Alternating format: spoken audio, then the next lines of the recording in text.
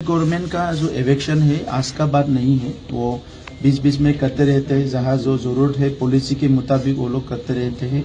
तो इसमें मुझे नहीं बोलना है, स्टेट का पॉलिसी है और हमारा काउंसिल का पॉलिसी हम लोग का खुद का पॉलिसी है, उससे हम लोग चलेंगे। स्टेट का पॉलिसी से स्टेट चलता है, सेंट्रल का पॉलिसी तो सेंट्रल चलता है। तो इसमें मुझे बहुत ज़्यादा कुछ बोलना नहीं है। जैसे इनका पॉलिसी है वो काम करेगा। मुझे यही देखना है कि ये जो इलेक्शन हो रहा है वहाँ के लोग बोडोलैंड में ना आए, उधर ही रहे। मैं उन लोग को स्टेट गवर्नमेंट को भी मेरी तरफ से मैं अनुरोध करता हूँ, और जो वहाँ इवेक्टेड है उन लोगों को भी बोलता हूँ मैं उधर ही रह जाए, क्योंकि बोडोलैंड में बहुत सारे कॉन्फ्लिक्ट, बहुत सारे वायलेंस, हिंसा पहले हुए थे और हम लोग हिंसा यहाँ नहीं चाहते हैं, तो वो लोग वही रहे।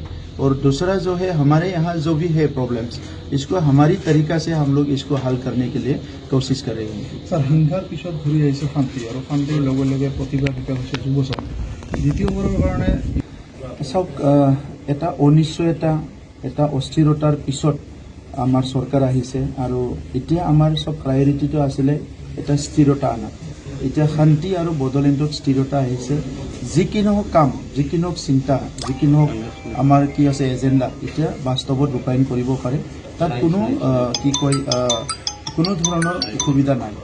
কিন্তু আমি এতিয়া ফ'কাছ কৰিছোঁ যে ভাৰতবৰ্ষখন প্ৰধানমন্ত্ৰী ডাঙৰীয়াই এখন বিকশিত দেশ গঢ়িব বিচাৰিছে, আৰু প্ৰধানমন্ত্ৰী ডাঙৰীয়াৰ মিছন আৰু ভিজন, য'ত দেশখন যদি বিকশিত দেশ হ'ব লাগে, ইয়াৰ ইনফ্ৰাষ্ট্ৰাকচাৰবিলাক তাৰ এই ষ্টেণ্ডাৰ্ডৰ হ'ব লাগিব। ইয়াত যিখিনি আমাৰ মানৱ সম্পদ আছে, এই মানৱ সম্পদখিনি ভালমতে আগুৱাই নিব লাগিব।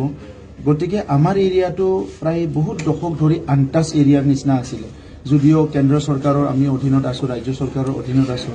এই এৰিয়াটো বহুত দশকৰ পৰা দশক আনটাচ হৈ থকাৰ কাৰণে ডেভেলপমেণ্টেল যিটো ষ্টেটাছ সেইটো বহুত তলত আছিলে।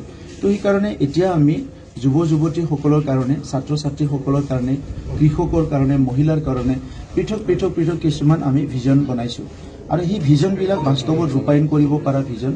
আমি কাউন্সিল চৰকাৰ, যিহেতু ষ্টেটৰ নিচিনা বাজেট নাথাকে, ডাঙৰ বাজেট, আমাৰ কেন্দ্ৰৰ নিচিনা ডাঙৰ বাজেট নাথাকে, সৰু বাজেট থাকে আমাৰ। কিন্তু সেই সৰু বাজেটটোকে ভালকৈ খৰচ কৰি, ভালকৈ ব্যৱহাৰ কৰি আমি ফাউণ্ডেশ্যনখিনি এই 5 বছৰত কৰি ল'লোঁ। ফাউণ্ডেশ্যন আমাৰ হৈ গ'ল, শিক্ষাৰ ফাউণ্ডেশ্যন ভাল হৈ গ'ল। ৰিজাল্টবিলাক আপোনালোকে দেখিছে, মেট্ৰিক হায়াৰ ছেকেণ্ডেৰী ৰিজাল্টবিলাক লাহে লাহে ভাল হৈ আহিছে।